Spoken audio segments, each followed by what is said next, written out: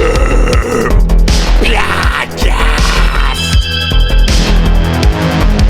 is the Gore Club podcast with Steve Vessell, Ace, and Deathmetal Dave.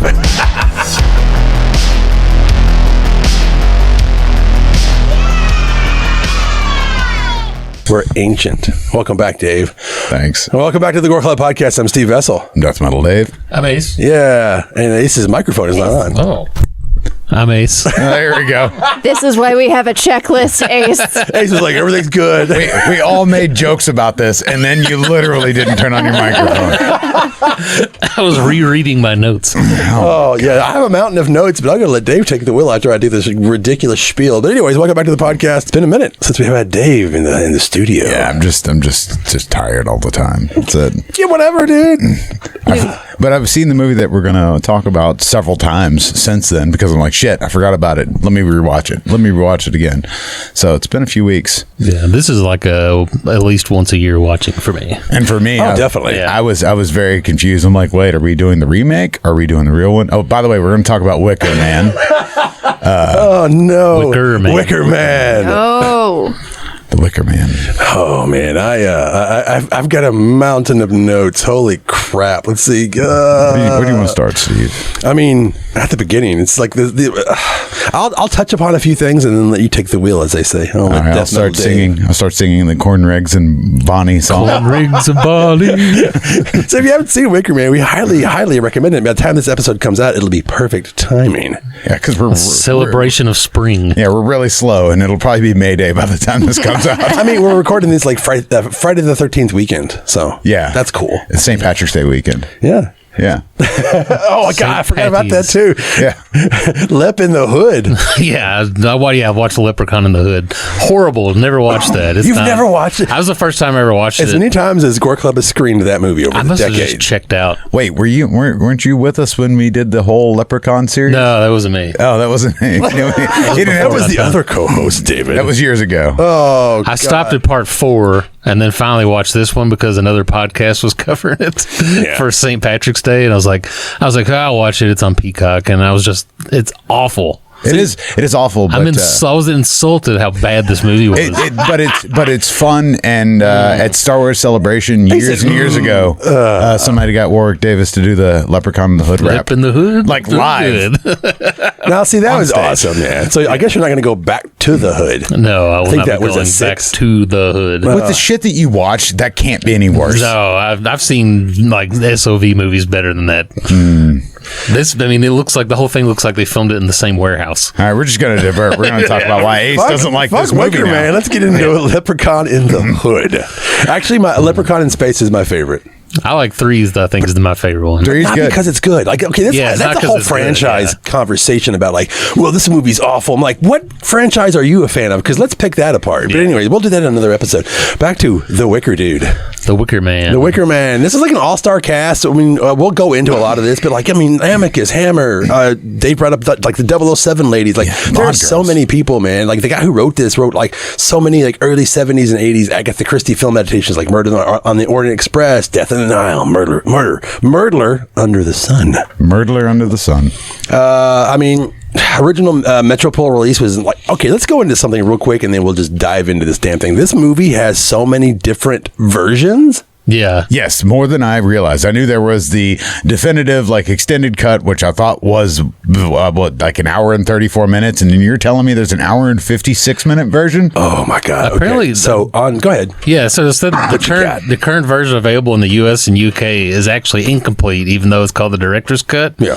And I guess there's still one out there where there's like a lengthy speech by Lord Summerisle about apples or something. Yep, that's the version I've got. I showed Dave, I've got that wooden, I guess I didn't bring it down here, the wooden case version. You open it up and it's got like the 2 different versions. That came out in like 2008 or something. I can't remember. I think we watched that one time at Gore Club, and because I'd only ever seen the version I have, and you were playing it, and I think the Willow song is in a different part in the movie or something. Yes, it is. Yeah, it is. They move things around a little bit. Like, okay, so the Tubi version is 128 minutes. The Prime version, is an hour and 28. That's the one I have is an hour and 28 minutes. The Prime version is 134 minutes, and the Plex version is an hour and 46 42 minutes. There's a 2.5 hour cut of this movie. And the Wicker What else Part could 2 happen? Boo is an hour and 54 minutes, which is almost 2 hours. And it's just Lord Summerisle throwing apples at somebody. How long is this speech? Like, oh my God. So I found out that Roger Corman had a version of it. So I think that's what happened is that the writer or the director said that Roger Corman had a version and it was sent to them and it was 99 minutes long. And then nobody knew people forgot he had it. So then they contacted his company to get that version, and that's the versions that we all have. Like, and then they cut all that up. I don't know, man. It's a wild thing. I'll let you guys talk while I dig through my notes. I think I like the version I have. That's like about 90 minutes, and it's like it's perfect. I get the 7-hour version. Like, I couldn't. If it went on any longer, I think like there would be so much extra stuff. Like, and it's still kind of like the lay horror fan probably doesn't like this movie because there's a lot of non-horror things going on where he's just running around the island and like talking to people and threatening them. Yeah, like, I'm the police. Don't you understand that? Yeah, and they're all like, "Yeehaw! Fuck the law! Get out of here!" Oh, I love that, dude. Yes. So the original Metropole release ran 87 minutes. Roger Corman wanted to distribute it himself, but he cut 13 minutes out of a 99-minute version. This is really weird that he was sent. But Warner Brothers got it and then basically sent it straight to the drive-in circuit on a double bill with one of your all's fucking movies, Don't Look Now. Yeah. Oh, So this movie, nice, that's why this movie really didn't like explode when it first came out. Those are definitely two. If you're going to the drive-in and they're playing both of that movie with Don't Look Now, I'm going to bed. people are like, "What is this? I came to here to see boobs and violence." Like, I'm sure the Roger Corman version had a fucking giant worm in it somewhere too. Oh, God. yeah, an old castle somewhere. Old castle giant worm.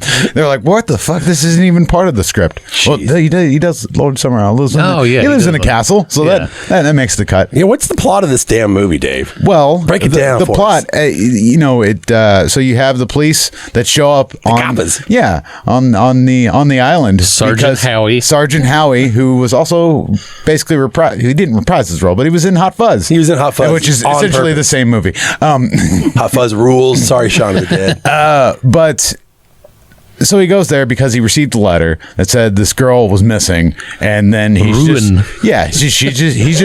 Miss Rowan. They were trying to find Ruin Morrison. And it's just a police detective movie at this point. It's a procedural, but it's fucking spooky. Like, from the moment he arrives, something's off. Yeah, he shows them all the picture, like, never seen her. You seen her? Nope. Never seen her. What is going on? Yeah. And it wouldn't be a movie without a Irish sing-along, Scottish sing-along. There's a couple. Scottish. There are a couple. There are a few. There's the band that's playing in the pub. Yeah. There's, of course, the great nude scene that everyone remembers. A lot of talk about dicks. We'll get to that one. Yeah, lots of penises, lots of symbolism. Of fertility. Yeah. Well, yeah, Katie. I mean, that's we talked about that when we rewatched it like the fourth time today, actually. Lots of penises, lots of It's the whole purpose of what the time of the year that they're going to the island, right? Yeah. For me, it sort of reminds me of like what people think of like the South revenge movies, right? Outsiders coming in, you don't want them there, and then they find out something they're not supposed to know. Like 2000 Maniacs. Yeah, it's like a 2000 Maniacs, just smarter. Yeah, and this was also it's in that genre. If not, probably didn't start it for me. Was like it's the folk horror. Yeah. There's a lot of those. Well, it says that they made documentaries about them. Yeah. Well, it said the concept of a wicker man, which I looked up. Please do. Derives from a single sentence in the. I'm going to butcher this too because it's the Commentari de Bello Gallico commentaries on the Gallic War by Julius Caesar. He claimed that the Druids of the Gauls built effigies out of sticks and placed living men inside, then set them on fire to pay tribute to the gods. So propaganda. Yeah. Be like, get rid of those Druids. You see what they're doing? Yeah. They're eating cats and dogs in fucking Ohio. Same shit we're dealing with today. Yeah. So the Bobby shows up on the Summerisle, which is an actual small little island, and their big crop is apples. Their export. Yeah. And that's what they live on. And so he arrives, and like you said, nobody wants to help him. And he says, like, I'm looking for a girl. I'm looking for this. Somebody wrote me a letter, and I'm looking for this woman, this child who is part of your community. And you're all like, nope. Don't know her. Don't know her. Yeah. Don't know her. And everybody's pretty much on that, even though there's obvious signs that like maybe they do know her. Like, oh, look at all these pictures of small girls with their crops, and oh, there's one missing from last year. Yep, dun, dun, dun. Yeah, There's don't so worry. many Easter eggs. Like when he goes to the mom and she's like, yeah, Yeah. Rowan. And like, That's not my daughter. This is my daughter. She's Oh. painting. She's painting a hare.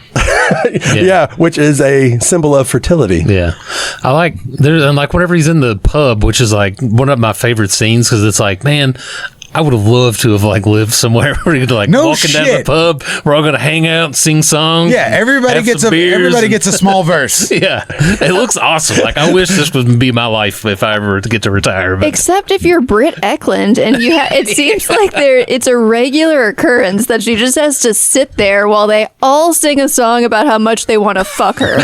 Yeah, there are 2 songs in the pub, and the second one is Oh about yeah, the innkeeper's daughter. innkeeper's daughter. And she's just like smiling and dancing. I'm like, These fuck gross, that. crooked tooth motherfuckers are like, we've all had some of that. Yeah. Welcome to the island. Good God. But like he like sits down and he gets a meal and like they bring out the food and everything and he's like, well, these are not the color that these should have. They're out of a can. And God, like, he's such a dick. and he's just being an asshole about it. She's like, well, we didn't have, but he's like, well, I'll have an apple. And she's like, we don't have any or something. Only canned. And he's like, an island known for their fruit does not have any apples. and that, okay, let's talk about that part. He arrives on this island and just acts like such a fucking prick. Like he's in charge. He is the law. He thinks he's Judge Dredd. Yeah. I am the law. We've touched upon this movie before in another episode because this is very deja vu. And I remember me thinking like, okay, so this guy just walks in with his Christian values and his right to like the law, and then just tries to tell these people how to run their lives, and they're like, wait till the end. I mean, yeah, they really nail home the fact that he's kind of like this very like prude, like he's very religious, very like Church of England or whatever they have, I don't know if I guess he's Catholic. Maybe very He's Catholic. Yeah, and he's just kind of like everything he sees is just like, he's very like stuffed shirts. He doesn't like any of everybody's being very open with their sexuality, which makes him very uncomfortable. Very uncomfortable. Like he's trying to sleep, and meanwhile the innkeeper's daughter's trying to bang him from the other room. Yeah. And he wants nothing to do with it Yeah, that because he's saving himself for marriage, kids. Oh yeah, that's the thing. He's a pure man. Britt Ekland, who's Bond girl. very Willow. attractive. Yeah, as Willow, she was in The Man with the Golden Gun. Oh yeah, Dave talked about that. Yeah, she was, and so was Ingrid Pitt, the librarian. Oh, Ingrid Pitt is my vampire lover. Like she's played Carmilla. She's she's an amicus a vampire. She's a hammer vampire. She's a vamp. Just oh my god. Which Easy there. Bathtub Calm scene. down. yeah, which apparently Britt Ekland was kind of mad because they used a butt double in this movie for her. So there's a lot of different stories about that. There's her story, which I believe, and then there's She was pregnant when they were filming. right, Yeah. and then I feel like they just kind of tried to like shame the whole crap out of her. I'm like, she made rules about where you could film her, and then when she came back, there was like full blown nudity of her, and she's like, "Oh, that wasn't me," which I understand. Yeah. Now we know body doubles. I don't know if you heard about that movie. No. Not going down that rabbit hole again. Yeah. But yeah, that the first time I watched this movie, like this, like the scene of this scene, like really like her singing. Break the it song down him, for us, Dave. It really like stuck with me because not because she looks very attractive without clothes on, but Wait, like, how old are you when you saw this? I was like in my 20s when I saw Oh, this. okay. Yeah. You're like, I was 14. Yeah, He was way past like surprise boners. Yeah, they Still, didn't have Wicker Britt Man at the, This is at true. the local video store. But I think I bought this after seeing it on I bring this up all the time, which is that 100 Scariest Movie Moments TV show that used to come on cable all Oh the my time. God, I loved it. And they basically tell you the end of the movie in that. And I was like, man, that looks pretty cool. And I ended up buying it later on and then put it in. I was like, wow, this is actually really good. And all the music really stuck with me. And I was then like Willow's song, like I actually like legitimately liked that song. Like I would just like, I own the soundtrack to this. I know the translation. listen to Just it, come like- bang me. Yeah. But I would look this song up on YouTube all the time and just listen to it because I like the song so much. But I think, and like there was another, what's that band? Somebody covered this, and my wife always talks about it, which is the Sneaker Pimps did a cover of this song. Great name. Yeah. If you're a 90s kid, you know the I Sneaker know who Pimps. the band is, but I didn't know they did a cover of the song. Yeah. But yeah, anyways, apparently this whole scene took like 13 hours to shoot. Yeah, I bet.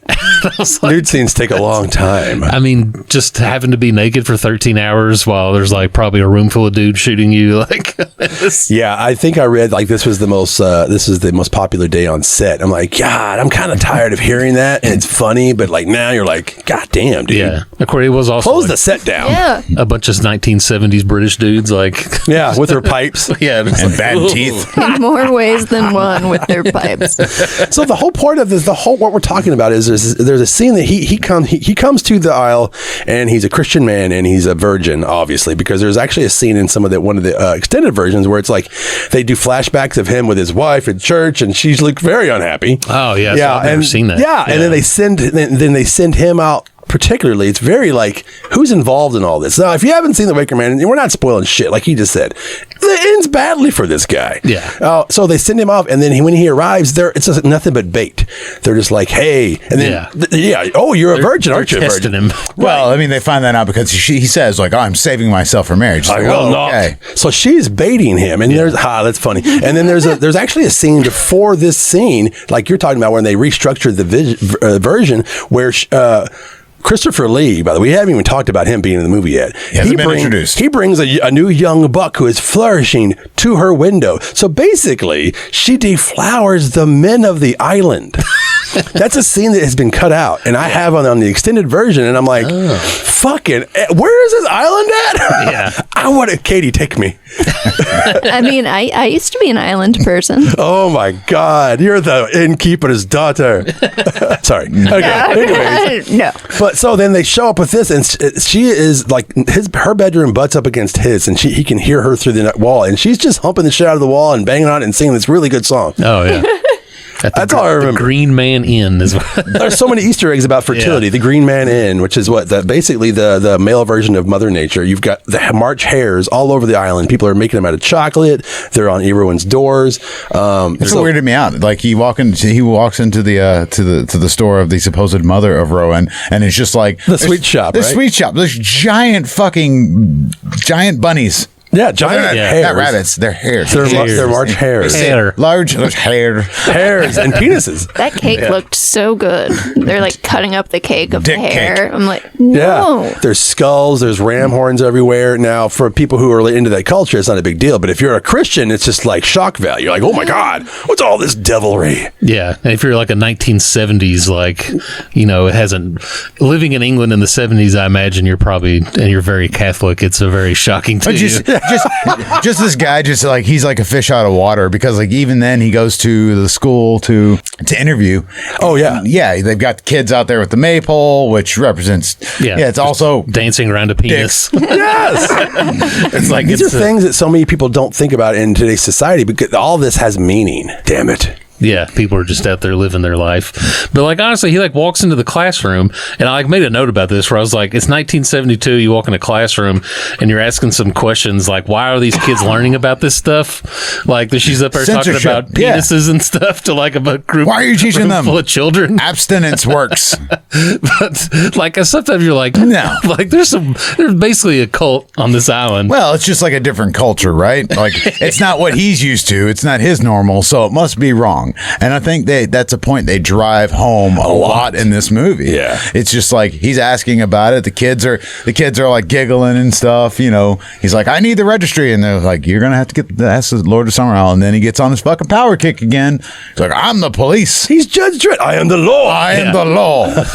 Yeah.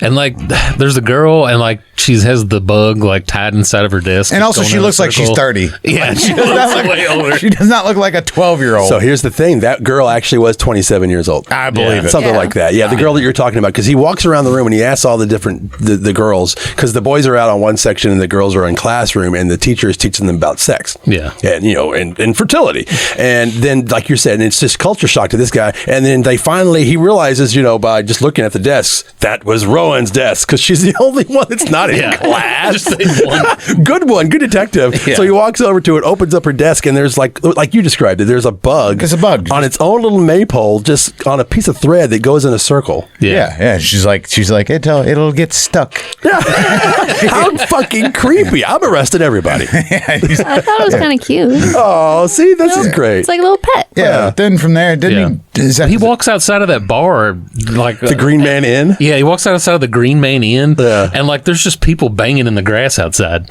like It's just out there in the middle like, of the night. like what? It's fucking awesome, by the way. But like if you're like a cop and you're on this island and you're just like, hey, I don't think that's legal to be like fucking out in public like that. Although, is it a private island? I guess it is because Lord Summerisle So Christopher Lee goes through the whole history of the island at one part of the movie when he finally goes and meets Christopher Lee. It's kind of a big deal. Well, and at the beginning too, the guy says like you can only come here if you have written permission. Yeah, his grandfather created this island, or took it over and changed it into what it was. So I guess like technically, if people want to bone on that island, and that's like a rule that they have, you can bone in the middle of the island. So this is the thing. It's the breakdown of like society. But then at this point, you're like saying, well, is society really broken? Because this is their law. You're coming into their country and their own or their own island. So they make the laws. Well, by the way, there's no cops running around this place. Because they don't need them, dickheads. They don't need them.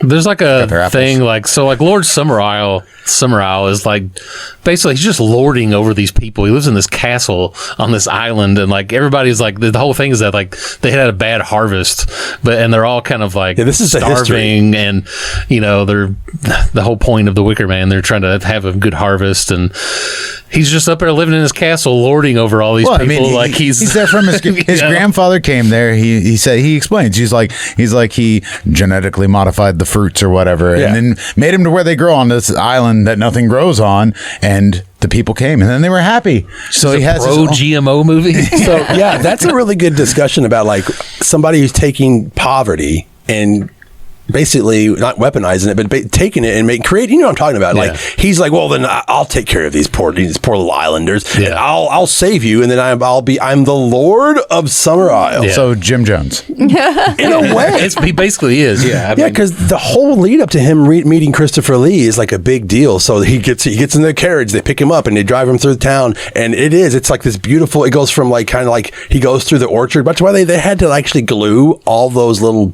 flower, all those buds on all those trees. That was not real. That they actually created the budding apple trees. Yeah. Anyways, so they get there, and then he looks off to the side, and he's like, "That's not Stonehenge, but there's a lot of naked people, just girls, children jumping over a fire."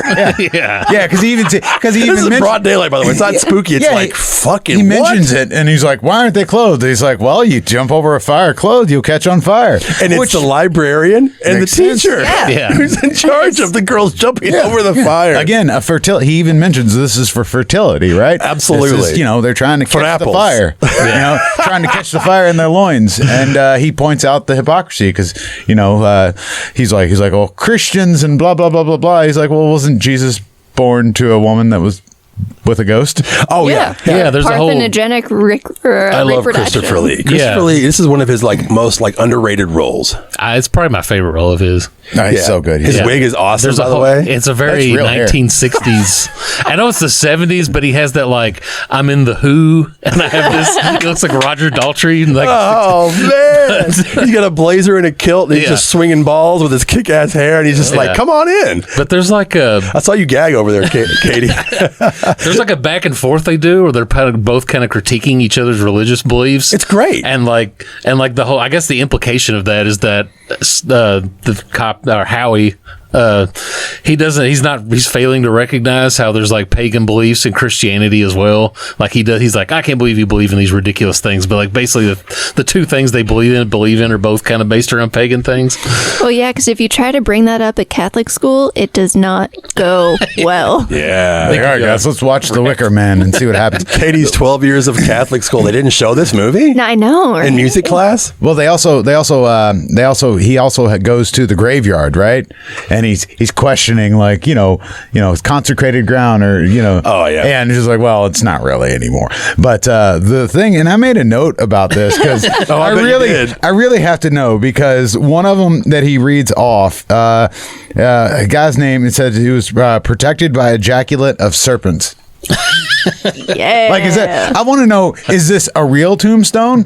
Like, is this like if it was like questions? How do you get ejaculate from a serpent? How does it protect you?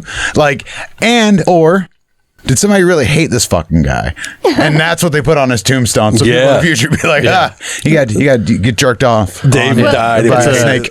You know what it reminded me of, though, is that like it's mostly in like evangelical Christianity, but the common Christianity phrase of being bathed in the blood of Jesus. Yeah. It seems like the pagan equivalent to me. Being bathed in the blood or the ejaculate of a snake. Yeah. A trouser snake. What the oh my God. Well, but that's a cool scene too, because you have all the trees that are planted in the in the graves, which sort of touches back to the song that they singing around the maypole. Yeah. And he's like, oh, what is this? And he's like, oh, that's her belly cord. Like it's umbilical cord. Yeah, I was like, is that in the umbilical cord? Is that what we're talking about? How did we keep it for so long? Did she just have it attached? I've got questions. Yeah. My mom still has mine. But it doesn't look juicy like that one. No, absolutely not. It'd probably This be one dried is up. pliable, and he's able to tie it in like a bow. Yeah, and he's like touching it. If you don't know what we're talking about, I'll set the scene up. Basically, he goes to the cemetery, and is this the guy from Clockwork Orange, right? He's the cemetery guy. Yeah. The groundskeeper or whatever. Yeah, what's his name? Do you remember what his name was? I didn't write it down. God damn it, Dave. I can't remember. I mean, Ace. God damn it, Ace. If anybody has ever seen Clockwork Orange, he's the dude in Clockwork Orange who's like He's the Alex's. professor. He's like Alex's social worker guy or whatever. See, I got that confused between like him or his principal or his teacher. He's It's like a just social worker who's authority like, figure. Yeah. where he's like, yes, Alex boy, he goes, your victim has died. And he has the same kind of like cadence in this movie. But yeah, he's the like, I guess you call the groundsman. Or he's the one that plants the trees and ties the umbilical cords. So yeah, he's looking around the graveyard and he notices all these trees are growing out of these these trees are growing out of the graves, and I think that was really cool. Yeah, and again, it touches back to the song that they were singing around the maypole. Absolutely. The actor's name is Aubrey Morris, but he does not have a name in Wicker Man. He's just credited as Gravedigger. Oh, that's such a small role then. Gravedigger / old gardener. Old gardener. Wow. He does have the best face at the end of the movie when they're all singing. And he's just like doing this, like going his hands back and forth. Like, he's so happy that this is happening. They're all happy. He was just like moving his hand like, yes. He was also in Life Force and My Girl 2. Oh, yeah. I did see him in I watched Life Force recently. And he was in Bordello of Blood, which I think I brought up earlier. More Dennis Miller. Less Dennis Miller.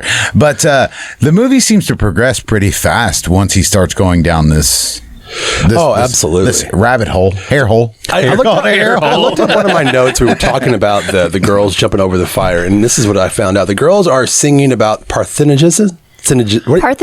Parthenogenesis. There you go. Or parthenogenic reproduction. And impregnation. And then Lord Summerisle points out that the virgin birth. He's like, that's the thing they're going back and forth about the religious part. And he's just like, you worship Jesus. Yeah. How do you think he got here?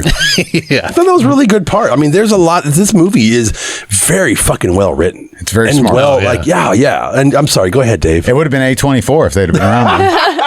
Oh, wait, they did make this movie. They did make one. Midsummer. That's Holy right. shit. Yeah. And then another thing I noticed about, I made my notes on, is like there's really no score to this movie besides the band playing, the people singing. There's not like what Rigs with Bonnie. Yeah, there's more than enough music. Corn honestly. rigs of barley. That's what Oh God. Anyways, go ahead. I love this whole soundtrack.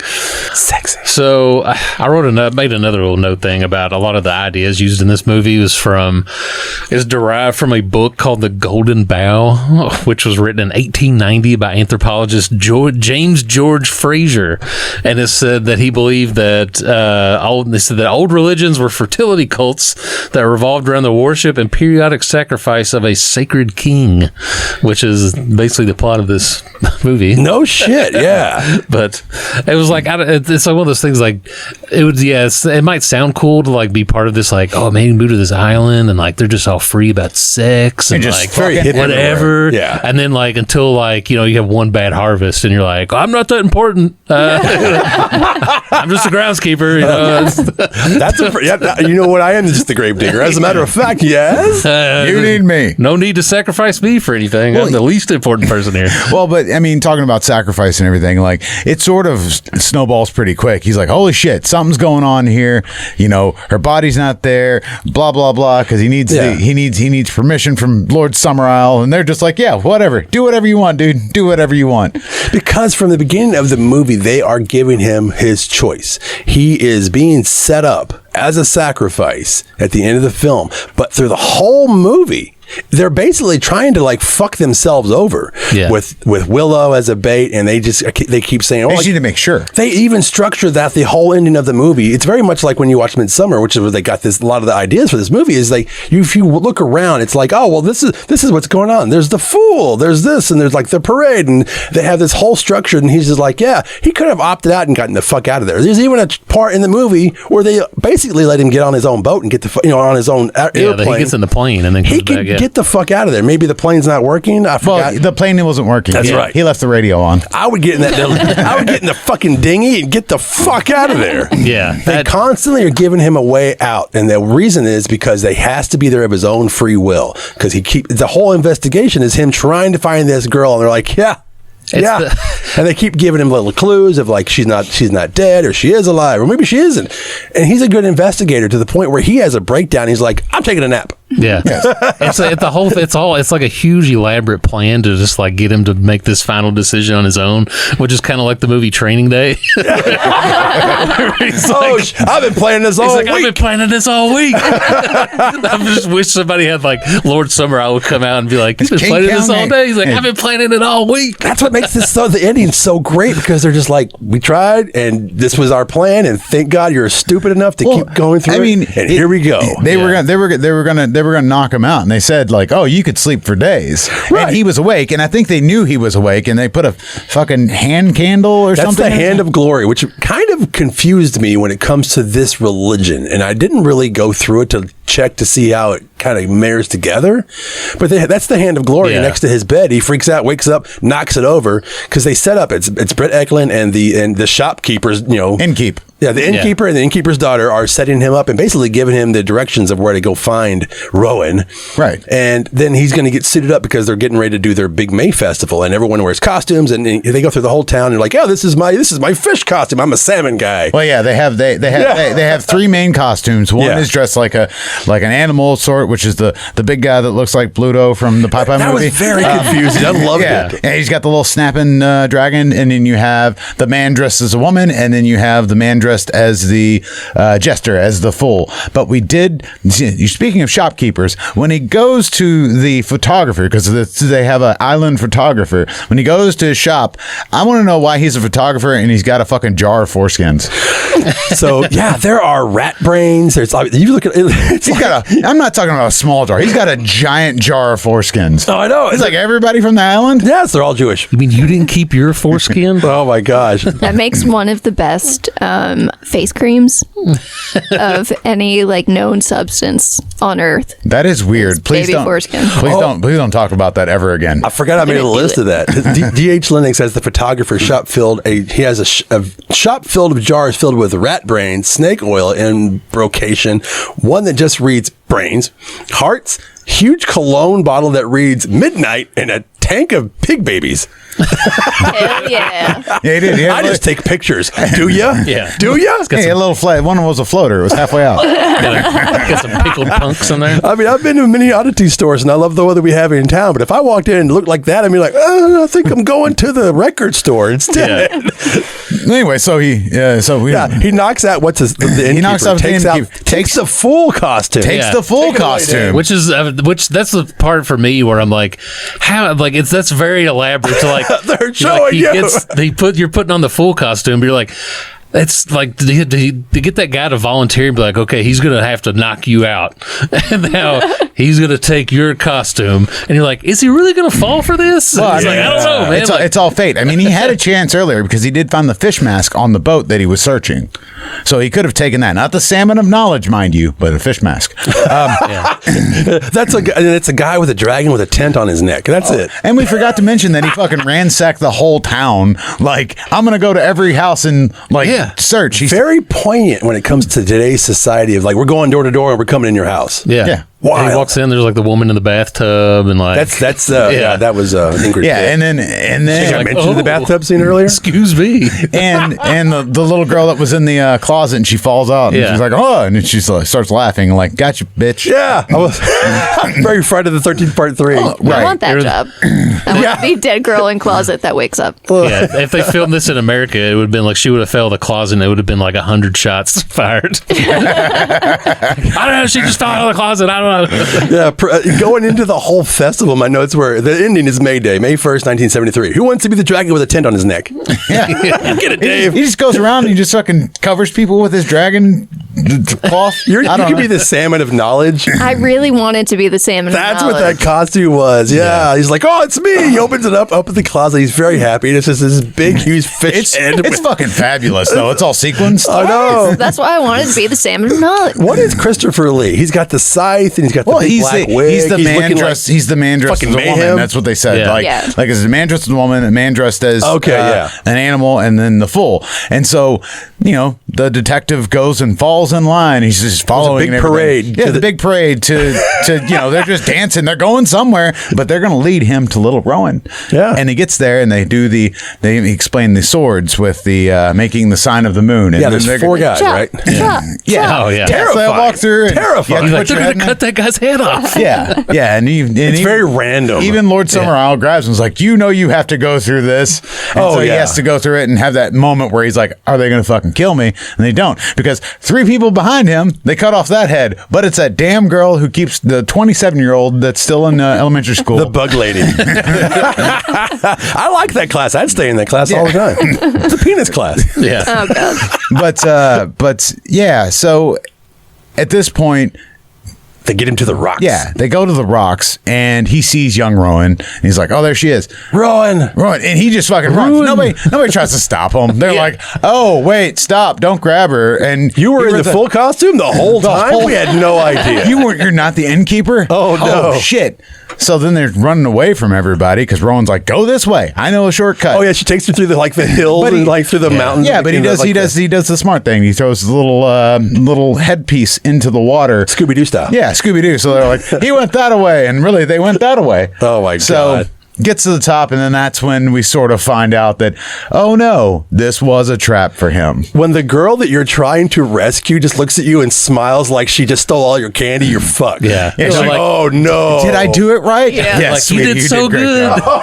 Oh no. That's kind of like when the first time you're watching it and you're like, see that part and you're like, oh no, like it's like this is how it happens, because eventually you're getting, the movie's called The Wicker Man, so you're like, they're putting somebody in that Wicker Man. Somebody's getting hard. Somebody's going into the Wicker Man, and they've already made their one sacrifice. They gave the Lord of the Sea a barrel of ale. Oh, that was great. Yeah. Yeah, Really foamed up the ocean. Don't know what was in that ale. but the thing is you and when they get him at that point, they're like, oh, we need a sacrifice for the god of the sun. Yeah. So alcoholics are in the ocean. The sun does. This is where, demand blood sacrifice. and then like this is like my favorite line of the whole movie, and like Lord Summerisle is like, and now for our more dreadful sacrifice, and it gets real dark. Well, no, it gets really dark, but at that point, I like the back and forth, because he's like, I'm a Christian, and Lord Summerisle's like, bro, we don't care. Like, that kind of helps us out, by the way. We need the apples. You made every choice. You made every choice to get here. You had your chance. And he's basically telling him, but the best part, the most baller move that he makes. He's like, oh yeah? Well, if your shit fails next year, you're next, motherfucker. Yeah. And Christopher's like, it won't happen. Yeah, it's like, yeah, so I love that. He's like giving the whole speech up there, and he's like, if this doesn't work, the only sacrifice will have to be you and be up here. He's like, this is because there's no work. He's like, your crops didn't die because of the gods or whatever. And he's like, and then he looks at him and he goes, I know it will. Oh my god! I love that, because he runs down and it's just Lord Summerisle and then the women. It's like Ekland and Ingrid Pitt and and he's just like, I can get out of here. And then he turns around and the entire fucking town is up there. The whole island. Yeah. They're all just looking down with him with these menacing. Like now they look menacing, but all of the paper mache hats and masks that they have. The whole cast of You're Next. And Dragon Neck dude walks down and just is like, nah. Yeah, this is where like you turn around and see out of that, this. and like your whole your heart drops into your stomach, and you're like, oh god. And they take What off is their going- mask, and they're all just smiling. Yeah, Well, they're happy because they're going to have good crops next year. They take him to they take him over the hill, and that's where he's like, "Oh, Jesus like, Christ, no, no!" Jesus Christ, no. And it's a freaking 12-story fucking wooden dude, just the Wicker filled dude. with farm animals and like all kinds of stuff. and a nice little compartment with a ladder. I love Yeah. that part. It's who needs it? I need an escalator because you have to kill me to get me up there. Well, the big dude carried him up there. Yeah. I know. He wasn't going anywhere. He knew he was dead, and it's not that he was fine with it. I think it was a smart choice on them because in Christianity and Catholicism, it's a sin to kill yourself. right. So, like, some of us would be like, you know what, fuck you, and yeet yourself off the goddamn cliff. I'm getting the beer. Yeah. But, like, being a Christian, he knows that would lead him straight to hell, right? Yeah. So, he needs to die the way that they want him to die. Yeah, they want him to be a martyr, and he's just like, well, fuck it, I'm a martyr. Martyr. Well, it all Martyr worked me. out. They picked him. They cherry picked him, like you said. They gave him opportunities at every point. And the best thing is he was dressed as the fool. The fool was the king for the day, which only a fool would be a king for a day. She tells him that a couple of times in the movie. Yeah. I love it. This is a rewatchable movie so much. Oh, well, yeah, I watch it. Every time you watch it, you're going to find new things, especially with all these damn cuts that I found. And Lord Summerisle, his hair keeps getting like crazier as the movie goes by. Like when you get to the end of it, and he's like, "I know it will." Like it's just like way up. It's just there. windy. Like, he's looking nuts. Ingrid Pitt fought to get into this movie. She had been doing, like I said, Hammer films and Amicus films for a very long time, and she was a known female actor for a while. And when she found out they were making this movie, she was like, she did everything she could. I mean, she just basically almost to the point where she just showed up on set being like, "I'm in the movie." So when she got there and they actually filmed on the island, and it was like 20 degrees with the wind and everything, she was such a badass. You didn't even see it in her face. Now, Ekland has gone on many times talking about how awful and horrible it was, but she said that Ingrid Pitt was always there for her, being like, "We got this. This is what we do. This is what we do for a living." That's Bond badass. And I'm like, my pee-pee's this big. I want to go home. I want wraps and mittens. No fucking way. But the two women are just like, this is badass. You'd never know it was that freezing cold because his hair is getting bigger and bigger and bigger and wild, and the wind is whipping around, and it's like it's 25 degrees, Ace. Yeah. Well, I'm insane. Arm in arm, singing about how they love springtime. Oh, but my maybe God. that's why they were so happy at the end. They're like, fuck, this is warm. And then the ending comes. You guys explain this. Holy shit. Oh, they put him in the Wicker Man and set that bitch on fire. It's not that simple, though. It's filled with like animals and like. Well, yeah, other sacrifices because that's a good way to put it. work. Yeah. You have to have all these other sacrifices, but he is the icing on the cake. He is the main attraction. He is the star here. They're going to sacrifice him, king. and he is the king. So kill the king. Yeah, and then which my favorite part of another favorite part of mine is basically the whole thing's going up in flames and it just keeps burning and they're all singing and they look so happy. Everybody's in such a good mood while this is going on. Well, I mean, the harvest is going to be great next and year. he's like screaming, and then all this is going on, and then it like pans up, and you see the head of it, and then the head burns off and falls over, and it's just the sun shining, and it's like it's a brand new day. So awesome. It And really the credits roll. It really feels like we're in today. Like they're just gonna fucking put a Wicker Man up there. Be like, don't worry, the Dow's over fucking 50,000. Yeah. That is our Wicker Man, ladies and gentlemen. Jesus Christ. Directed by Robin Hardy, written by Tony Schaefer, based on the novel The Ritual by David Penner, and like you said, goes back to way crazy. From what I understand, it goes back to like Julius Caesar. Yes. Yeah. That's fucking wild. And it's a one person's account of Julius Caesar. So that's definitely real. Well, the whole thing about it is, I think all religions are ridiculous, and it just goes to show, like they're like we're the same, but we're not. We're all ridiculous. We're gonna do whatever we possibly can to make our culture last, and just go on. But how far are you willing to go, Dave? They've got a Stonehenge. I tried to look up what those structures were called. A Stonehenge? Stonehenge is one of them, but that was like there's so many different ones, and I forgot. I don't even know if we even looked at. We couldn't find. You said it was like a specific word, but it Google was just telling us like large rock man-made formation. Yeah, good job. I want to say, yeah, I mean, obviously there's the Wicker Man remake, which we brought up in our Nick Cage episode, which is... How to get burned! Which is the most famous scene is not in the fucking movie. Yeah. The bees! Yeah, that's in the director's cut. I know. Bummer. I did realize there is the, like, in Nicolas Cage punches the woman in the bear cut. There is a scene where the cop in this one does punctuate somebody in the face, but it's not as ridiculous as that scene is in that one. But so was it Tony Schaefer that he wrote and got the Wicker Tree created? Did anybody actually watch the Loose I've heard sequel? it's terrible. I didn't watch it, man. It has like 1 star on Letterboxd. Then you should love it, Ace. Graham McTavish and Christopher Lee's in it too, but he's not playing Lord Summerisle. Yeah, so if anybody out there has seen this movie, please comment and tell us your thoughts on this 1-star Academy Award winning movie. Well, also part of me, like when I watch it too, to go back to like the end of it, I like does anybody actually think that like Lord Summerisle believes all the stuff that he's just doing and saying, or he's just like a regular cult leader, like He's telling just these trying to- people, yeah, he's like trying he to- doesn't really believe any of this. He's like I better torn. do this year, and this shit better grow because next year I'm going to be in there, and this shit I'm better torn work because Like, I want to be on his side, because I am on the side of the people who have their faith in there. Maybe it's something I don't agree with, and this is they're doing, but then they're like, well, this is what we've been doing for 100 years.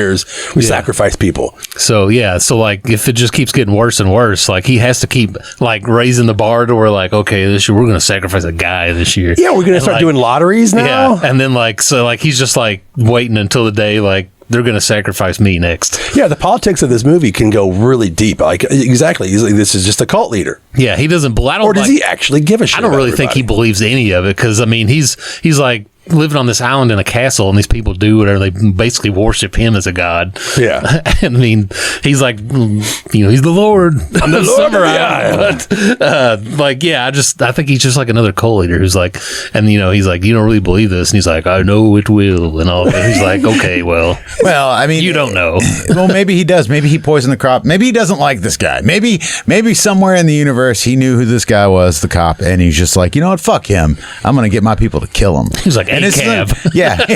A-cab. And this is just an elaborate plot to kill a cop. This is Jared Leto's dad. Things have gone off the rails since then. Yeah, but I mean, like I said earlier too, like there's a lot of movies that are inspired. The story inspires a lot of movies. Like an outsider going to investigate something. It's a whodunit. Yeah, exactly. Like I said, the writer, he used to write Agatha Christie, screenplays and stuff. So, Yeah. So it makes sense. This is right up his alley. It is right up his alley. I don't know. It's almost like I have thoughts, but do you have thoughts? I have a thought on this. Is it a final thought? Final thought of this. Thoughts. Moving to a secluded island where free love is celebrated, religion is worshiping the earth, and days are spent eating fresh food grown from your garden sounds great. Then one day you wake up with a sore throat, and a man with hot dog skin who says his uncle used to be the president tells you to put a frog in your throat to cure it. Maybe living in the city isn't so bad after all. I forgot about that scene in the movie where she puts the toad in the girl's mouth. She's like, now everything's good. Now the frog has a sore throat. Are you happy? Oh, wow. I love it. That's all he had. Fuck. Just a sore throat. Well, yeah, do you have a question, Dave? Not really, man. There's God too many damn it. questions that can't be answered except by giant dick statues and maypoles. Maypole. Wicker dudes. Wicker dicks. If you were on this island. All right. Go ahead. Yeah, if you were, do you have a question? No. Oh, okay, I've got one then. If you were on this island, how fast would you have gotten the fuck off? I mean, probably when she was banging on the door. Yeah. This goes against my Catholic values. No, I mean, I definitely would have gotten off. I would have let her in. Oh, okay. I was hoping you would go there. Yeah.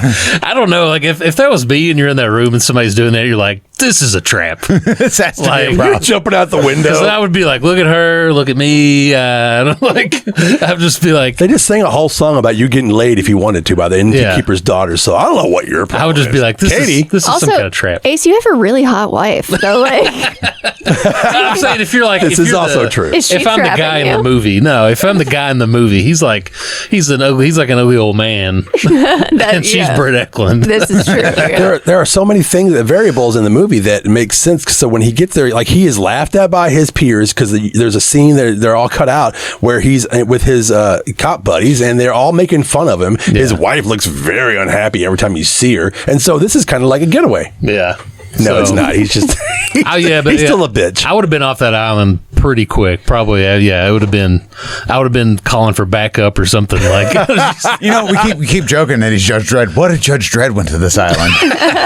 They'd be all dead. Guilty. Bam. Oh, Indecent exposure. The mom's like, "There's no road." Oh, bam! I have the law. You were lying to a police officer. Somebody make this movie happen. Judge Dredd. Judge Wicker Man. How do you I like would them like apples? to think that I would be like, oh, this shit is weird. I need to get the hell out of here. But I also know that I'm way too much of a people pleaser. So I would. Oh, yeah. I like to a fault. I'm working on it. It's something I'm working on. But I know, like, I would get myself killed because I'd just be like, okay, yeah, no, this seems weird, but I don't want to offend anybody. And then I die. Nobody makes it off this island. Let's be Exactly. real. That plane was out of commission as soon as he got on the shore. So if I'm gonna die anyway, I want them to die liking Salmon me. of knowledge swam out there and unhooked the Hell batteries. yeah. Took the distributor cap off. He filled the gas tank full of foreskins. That's what they were for. Oh God! What? They just keep a bottle of foreskins to fool you. You never and put it in know. your tank. I'm You sure never MacGyver know. could have done something with them. Jesus Christ! All right, Made them all a together. slingshot. get us out of here, Dave. This is sick. Wicker dude. Well, thank you for listening to the Gore Club podcast. You can find us on YouTube, fucking Spotify, wherever you're watching us right now. Honestly, if you're hearing this, you found us. Thank you. Like, share, and subscribe, and we'll see you later. Bye. Bye. Bye. Oh God, Wicker dude.